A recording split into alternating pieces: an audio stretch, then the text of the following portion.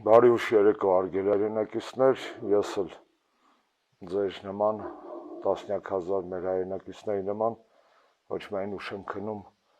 արդեն քանի տարի է եւ դժվարությամբ եմ քնում, այլ այս գիշեր նույնպես հանգիստ քնել չեմ կարող, ամեն անգամ երբ թվում է, որ Նիկոլ Փաշինյանը այլևս հատել է ամենաստորին, ամենաներքևի, ամենաանբարոյական գիծը քաղաքական հետապնդումների եւ անբարոյականության մեջ, նա նոր հակառեկորդ է սահմանում, այսօր Գոհար Ղումաշյանի եւ մյուս կնոջ հետ կապված հայտարարակ ձերբակալությունը եւ այն տեսարանները, որոնց մենք հետևում ենք դատարանից, երբ որ նորածին երեխային բաժանել են իր մորից եւ այն սադիստական հաճույքը, որ ստանում է այս իշխանությունը, ճնշելով ամեն մի մարդկային ու բարոյական, նոր հակառեկորդ է սահմանել, թվում էր, թե 18-ամյա Դավիթ Մինասյանին սրիկայաբար ձերբակալելուց, հիվանդ վիճակում շաբաթներ անազատության մեջ պահելուց հետո ոչինչ մեզ զարմացնել չի կարող, ահա արի ու տես, որ Նիկոլը էլ ավելի մեծ սրիկայությունների պատրաստ, այս անգամ հարվածելով մայր եւ երեխա հարաբերություններին, խոսել ընտրակաշառքի մասին զավեշտ է, այն ինչ որ մենք տեսել ենք այս տարիների ընթացքում, թե ոնց են սարքվում գործեր, ձայնագրություններ, ոնց է ձևվում օրենսդրական դաշտը, ոնց են այդ օրենքները կիրառվում ընտրողաբար, երբ որ ԿՊ-ն բացահայտ, ափաշկերա պետական բյուջեի հաշվին կաշառքներ են նախընտրական բաժանում եւ խոստանում մեր քաղաքացիներին ու մնում է անպատիժ, իսկ բարեգործական ծրագրերը ինչ է թե արվում են քաղաքական այլ դերակատարների կողմից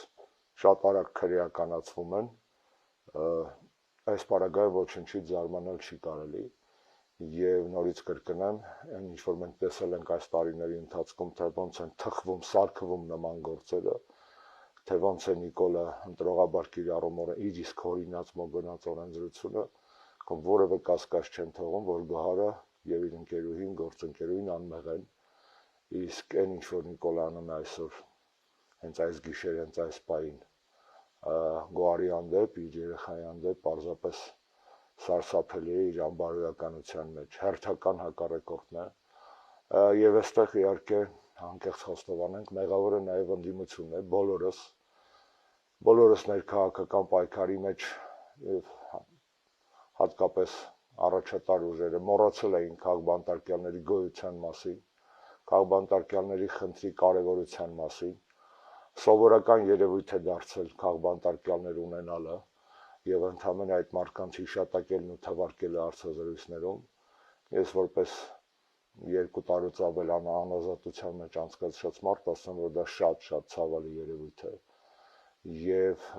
մենք մի տեսական տելացել ենք այդ փաստին, սովորել ենք ու մոռացել այդ մարդկանց, ուրախանում ենք, երբ որ կալանքները, բանտային կալանքները փոխարինում են տնային կալանքներով եւ այլն, այնինչ Նիկոլը պարզապես մարտավարություն է կիրառում, մեկին գոլոշիները թողում է մի քիչ, բաց է թողում,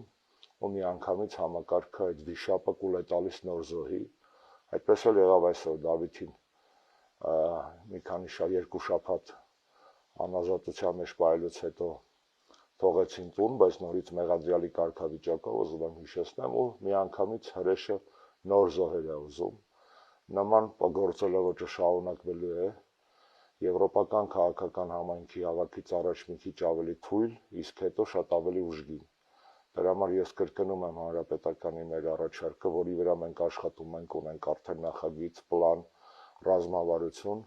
որ եվրոպական այդ հավաքը վերածել ոչ թե թույլ տալ, որպեսզի այդ հավաքը, թույլ չտալ, որպեսզի այդ հավաքը կներեք վերածվի նիկոլական նախընտրական խնջույքի, այլ դարձնել այն մղձավանջ բոլոր